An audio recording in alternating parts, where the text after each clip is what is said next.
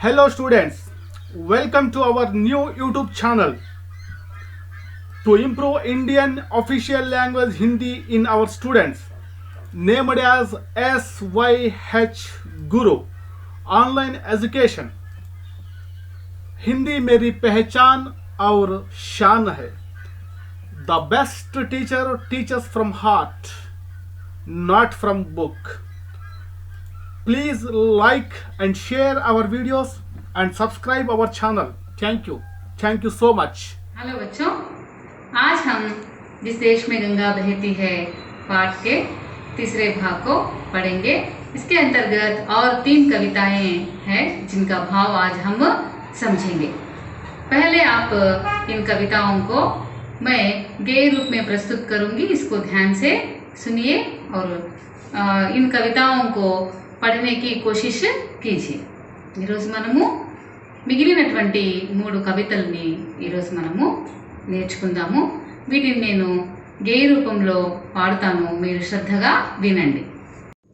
मिलजुल के रहो और प्यार करो, मिलजुल के रहो और प्यार करो, एक चीज यही तो रहती है, हम उस देश के वासी हैं, हम उस देश के वासी हैं, जिस देश में गंगा बहती है, जिस देश में गंगा बहती है.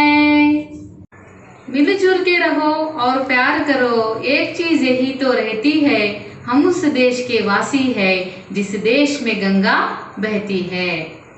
इस कविता में पहले हम कठिन शब्दों को देखेंगे. कठिन పదాల యొక్క అర్థాన్ని మనము తెలుసుకుందాం. मिलजुल कर कलसी मेलसी, मिलजुल कर कलसी मेलसी. प्यार करना, प्यार करना प्रेमिंचुटा, प्यार करना माने प्रेमिंचुटा. और चीज, चीज माने वस्तु, चीज माने वस्तु. मिलजुल कर रहो और प्यार करो, एक चीज यही तो रहती है. భారతదేశానికి ఒక పేరు ఉందన్నమాట, వసుదైక కుటుంబకం. यानी सबको अपना మానకర్, అందరినీ తనలో కలుపుకొని భిన్నత్వంలో ఏకత్వాన్ని చాటేటువంటి మన దేశమే చాలా గొప్ప దేశం, మన భారతదేశం. భిన్నత్వంలో ఏకత్వాన్ని చాటి చెప్పేటువంటి దేశమే మన భారతదేశం. इसलिए कवि इसमें कहते हैं कि मिलजुल कर रहो और प्यार करो, एक चीज यही तो रहती है, కలిసి మెలిసి ఉండండి, అందరినీ ప్రేమించండి. ప్రేమ అనేది చిరస్థాయిగా నిలిచిపోయేటువంటి అంశం కాబట్టి అందరినీ సమానత్వంతో చూస్తూ, వారి యొక్క సంస్కృతిని గౌరవిస్తూ, వారి యొక్క సాంప్రదాయాన్ని కూడా మనము అనుసరిస్తూ భిన్నత్వంలో ఏకత్వాన్ని చాటుతున్నటువంటి గొప్ప మహోన్నతమైనటువంటి దేశము మన భారతదేశం. जो जिससे मिला सीखा हमने, गैरों को भी अपनाया हमने, मतलब के लिए अंधे होकर रोटी को नहीं पूजा हमने, हम उस देश के वासी हैं, हम उस देश के वासी हैं, जिस देश में गंगा बहती है, जिस देश में गंगा बहती है. जो जिससे मिला उससे सीखा हमने, गैरों को भी अपनाया हमने. ముందుగా ఈ కవిత నందు ఉన్నటువంటి కఠిన పదాల యొక్క అర్థాన్ని మనము తెలుసుకుందాం. जो जिससे मिला सीखा हमने, गैरों को भी अपनाया हमने, मतलब के लिए अंधे होकर रोटी को नहीं पूजा हमने. सीखना, सीखना माने నేర్చుకొనుట, सीखना माने నేర్చుకొనుట. गैर, गैर माने पराई वाडू, गैर माने पराई वाडू. अपनाना, अपनाना స్వీకరించుట, अपनाना దీని అర్థము స్వీకరించుట. मतलब, मतलब माने स्वार्थम, मतलब माने स्वार्थम।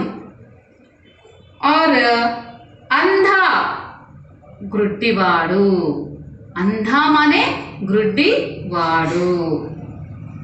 और रोटी रोट्टे, रोटी माने रोट्टे। जो जिससे मिला उससे सीखा हमने, गैरों को भी अपनाया हमने। हम भारतीय ऐसे इंसान है कि जो भी दूसरों से जो ज्ञानार्जन, जो ज्ञान प्राप्त होता है उसको हम अपना लेते हैं। यानी जहाँ भी कुछ चीज अच्छी दिखाई देती है तो उसको हम सीख लेते हैं। మన భారతీయులు ఎటువంటి గుణగణాలు కలిగిన వారంటే ఇతరులలో ఉండేటువంటి జ్ఞానాన్ని, ఇతరులలో ఉండేటువంటి మంచి గుణాన్ని మనము స్వీకరిస్తామన్నమాట. అంటే దాన్ని మనము మనలో అన్వయించుకుంటాము. इसलिए भारत की संस्कृति में एकता में अनेकता पाई जाती है, क्योंकि इसने हमारे भारत ने क्या किया है कि दुनिया की अनेक संस्कृतियों को अपने में सम्मिलित कर लिया है। इसलिए एकता अनेकता में एकता के दर्शन हमारे भारत में होते हैं। మన భారతీయ సంస్కృతి కూడా అనేకమైనటువంటి అనేక సంస్కృతుల యొక్క సమ్మిళితమైనటువంటి రూపం అన్నమాట. దీనికి ఉదాహరణ మన భారతదేశాన్ని పరిపాలించినటువంటి ఆంగ్లేయుల నుంచి కూడా మనము వాళ్ళని ద్వేషించకుండా వారిని కూడా మనము మన మిత్రులుగా, మన మంచి కోరే వారిగా వాళ్ళని కూడా మనము మనలోకి కలుపుకున్నాం అన్నమాట. ఇతనా హీ నహీ గైరోं को भी अपनाया हमने. ఆంగ్లేయులు మనల్ని పరిపాలించినప్పుడు వాళ్ళు మన మీద ఎన్నో అఘాయిత్యాలు చేసినప్పటికీ వారిని మనము పెద్ద మనసు చేసుకొని క్షమించామన్నమాట. मतलब के लिए अंधे होकर रोटी को नहीं पूजा हमने. मतलब के लिए अंधे होना, भारतवासी इतने स्वार्थी नहीं है कि अपने स्वार्थ के लिए काम करे, अपने स्वार्थ के लिए दूसरों को धोखा दे. इसलिए भारतवासी कभी मतलब के लिए अंधे नहीं होते. मतलब के लिए अंधे होकर रोटी को नहीं पूजा हमने. भारतवासी ऐसे गुण वाले हैं, निस्वार्थ गुण वाले हैं कि वे कभी मतलब के लिए काम नहीं करते हैं. భారతీయులు నిస్వార్థమైనటువంటి గుణాన్ని కలిగిన వారు, తమకు మంచి జరగాలన్న ఉద్దేశంతో ఇతరులకు ఎప్పటికీ హాని చెయ్యరు. इसलिए कवि शैलेंद्र जी कहते हैं कि भारतवासी कभी मतलब के लिए अंधे होकर रोटी को नहीं पूजते हैं. భారతీయులు నిస్వార్థమైనటువంటి గుణాలు కలిగిన వాళ్ళు కాబట్టి रोटी के लिए अंधे होकर, मतलब के लिए अंधे होकर रोटी को नहीं पूजा. భారతీయులు రొట్టె కోసం, పూట గడవటం కోసము సంపాదనే ధ్యేయంగా ఇతరుల స్వార్థంతో ఇతరులకు మోసం చేసి ఏనాడు భారతీయులు సంపాదించలేదు. నిస్వార్థమైనటువంటి గుణగణాలు కలిగినటువంటి వాళ్ళే మన భారతీయులు అన్నది ఈ కవిత యొక్క సారాంశం. अब हम तो क्या सारी दुनिया से कहती है. अब हम तो क्या सारी दुनिया से कहती है. हम उस देश के वासी हैं, हम उस देश के वासी हैं जिस देश में गंगा बहती है, जिस देश में गंगा बहती है, जिस देश में गंगा बहती है, जिस देश में गंगा बहती है. अब अंतिम कविता को पढ़ेंगे. अब हम तो क्या सारी दुनिया से कहती है कि हम उस देश के वासी हैं जिस देश में गंगा बहती है. इस कविता में पहले हम शब्दार्थ को ध्यान से देखेंगे. కఠిన పదాల యొక్క అర్థాన్ని మనము తెలుసుకుందాం. अब हम तो क्या सारी दुनिया ప్రపంచము. దునియా మానే ప్రపంచము. సారీ సారా యావత్తు మొత్తము, सारी माने सारा, सारा అంటే మొత్తం। अब हम तो क्या सारी दुनिया से कहती है कि हम उस देश के वासी है जिस देश में गंगा बहती है। जहाँ गंगा नदी बहने वाला देश, గంగా నది ఎక్కడైతే ప్రవహిస్తుందో అట్టి భారతదేశంలో మనం నివసిస్తూ ఉన్నాము। అటువంటి భారతదేశం యొక్క గొప్పతనం గురించి, దాని యొక్క గుణగణాలను గురించి, అబ్ హమ్ తో క్యా మన భారతీయులే కాకుండా సారీ దునియా, సమస్త ప్రపంచంలో ఉన్నటువంటి అన్ని దేశాలు మన యొక్క గొప్పతనాన్ని ఇతర దేశాలతో ఎంతో గొప్పగా చెప్పుకుంటారు। ఏమని అంటే భారతదేశము అత్యంత మహోన్నత కలిగినటువంటి దేశము, భారతీయులు మంచి గుణగణాలని కలిగిన వాళ్ళని, మనం ఎంతో ఉదార స్వభావాలు, నిర్మల స్వభావాలు, మానవీయ గుణాలని కలిగిన వ్యక్తులని చెప్పేసి భారతీయుల గురించి ఎంతో గొప్పగా ప్రపంచమంతా చాటి చెప్పబడినటువంటి దేశమే మన భారతదేశం। భిన్నత్వంలో ఏకత్వం అనే భావన కేవలం అన్ని ప్రపంచ దేశాల్లో కంటే మన భారతదేశంలోనే ఎక్కువగా మనకు కనిపిస్తుంది। భారత్ ऐसा देश है, सभी संस्कृतियों को इसने अपना लिया है। అన్ని సంస్కృతుల్ని మన భారతదేశము తనలోకి కలుపుకొని భిన్నత్వంలో ఏకత్వాన్ని చాటుతూ వస్తోందన్నమాట। इसलिए कवि कहते हैं कि मिलजुल के रहो और प्यार करो, एक चीज तो यही रहती है, हम उस देश के वासी है जिस देश में गंगा बहती है। మేము ఎటువంటి వాళ్ళమంటే, ఎక్కడ నివసించే వాళ్ళమంటే ఎక్కడైతే గంగా నది నిర్మలంగా ప్రవహిస్తూ ఉందో ఆ ప్రవహించేటువంటి దేశంలో నివసించే వాళ్ళము మేము భారతీయులము।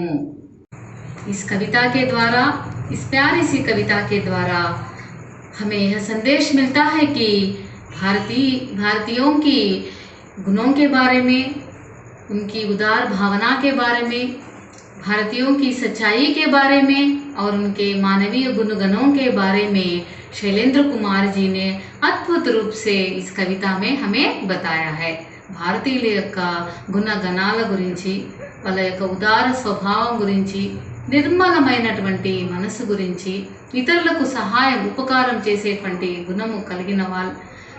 ఉపకారం చేసేటువంటి గుణాన్ని కలిగిన వారిగా ఈ మన శైలేంద్ర కుమార్ గారు ఎల్లప్పుడూ సత్యమునే పలుకుతారు భారతీయులు అన్న విషయాన్ని మనకు ఈ కవిత ద్వారా ఎంతో అద్భుతంగా తెలియజేస్తూ, అంతేకాకుండా భారతీయులు అతిథులని దైవంగా భావించి వారికి అతిథి సత్కారం చేయడంలో తమ ప్రాణం కంటే మిన్నగా అతిథులని ఆదరిస్తారని ఈ కవితలో మనకు తెలియజేశారన్నమాట। తర్వాత భారతదేశాన్ని భరతమాతగా ఇందులో చూపిస్తూ, భరతమాత మనల్ని ఎంతో ఓపికగా మనం చేసేటువంటి ప్రతి తప్పు ఒప్పులను తనలోనే కలుపుకొని మనల్ని భరిస్తూ వస్తూ ఉన్నది అన్న విషయాన్ని కూడా కవి మనకు ఈ కవితలో తెలియచేశారన్నమాట। తర్వాత భారతీయుల యొక్క గుణం ఎటువంటిది? ఇతరుల్లో ఉండేటువంటి జ్ఞానాన్ని, ఇతరుల్లో ఉండేటువంటి మంచి గుణగణాలని, వాళ్ళలో ఉండేటువంటి మంచిని భారతీయులు ఎల్లప్పుడూ వాటిని స్వీకరిస్తూ, వాటిని అనుసరిస్తూ ముందుకు నడిచే వాళ్ళని, అందుకే భారతీయులని తూర్పు వాసులు అని పిలువబడతారు। ఎందుకంటే భారతదేశము ప్రపంచ చిత్రపటంలో తూర్పున ఉంది కాబట్టి మన భారతదేశాన్ని తూర్పు వాసులు అని మనము పిలువబడతాము। ప్రపంచంలో ఉండేటువంటి ప్రతి ఒక్క దేశము భారతదేశాన్ని ఎంతో గౌరవంగా, ఎంతో ప్రేమతో మనల్ని ఆదరిస్తూ వస్తూ ఉన్నదన్నమాట। కవి శైలేంద్ర కుమార్ గారు అంటారు, మిలిజుల్ కే రహో और प्यार करो, కలిసిమెలిసి ఉండండి, అందరినీ ప్రేమించండి। భారతదేశము భిన్నత్వంలో ఏకత్వాన్ని చూపించేటువంటి దేశము, అందుకే భారతదేశాన్ని వసుదైక కుటుంబంగా ఈ ప్రపంచంలో మన దేశానికి వసుదైక కుటుంబకం అనే పేరు ఎంతో గొప్పగా మనము చెప్పుకోవచ్చు అన్నమాట। భారతదేశానికి ఒక గొప్ప పేరుంది. అదేమంటే వసుదైక కుటుంబం. అంటే అందరినీ తనలో కలుపుకొని ఒక కుటుంబంగా అన్ని సంస్కృతుల్ని తనలో అన్వయించుకొని మనందరినీ, అన్ని దేశాల వాళ్ళని, అన్ని దేశ సంస్కృతుల్ని ప్రేమిస్తూ ఎంతో సంతోషంగా, సుఖ సంతోషంగా భారతీయులు ప్రపంచ దేశాలకు ఒక సందేశాన్ని ఇస్తున్నారన్నది మనం ఈ కవిత ద్వారా తెలుసుకోనవచ్చు అన్నమాట. భారతీయులు తమకు దొరికినంతలోనే, తమకున్నంతలోనే ఎంతో సంతోషంగా, ఉల్లాసంగా తమ జీవితాన్ని గడుపుతూ ఉంటారు. అంతేకాకుండా మతలబుకే లియే, స్వార్థం కోసం ఏ రోజు కానీ భారతీయులు స్వార్థం కోసం తమ జీవితాన్ని గడపరు. తమకు వచ్చినంతలో సంతోషంగా ఉంటూ ఇతరులకు సేవ చేయడమే తమ బాధ్యతగా భావిస్తూ ఉంటారు. భారతీయుల గురించి, భారతదేశం గురించి కేవలం నేను, మీరు, కవినే కాకుండా మొత్తం సమస్త ప్రపంచంలో ఉండే అన్ని దేశాలు ఎంతో గర్వంగా చెబుతాయి. ఎక్కడైతే గంగా నది ప్రవహిస్తుందో ఆ గంగా నది ప్రవహించేటువంటి దేశమే గొప్ప భారత దేశం అనేసి. పిల్లలు, ఈరోజు మనము చాలా అందమైనటువంటి, అద్భుతమైనటువంటి కవిత యొక్క సారాంశాన్ని నేర్చుకున్నాం కదా. మీకు ఎంతో నచ్చింటుందని ఆశిస్తాను కదా.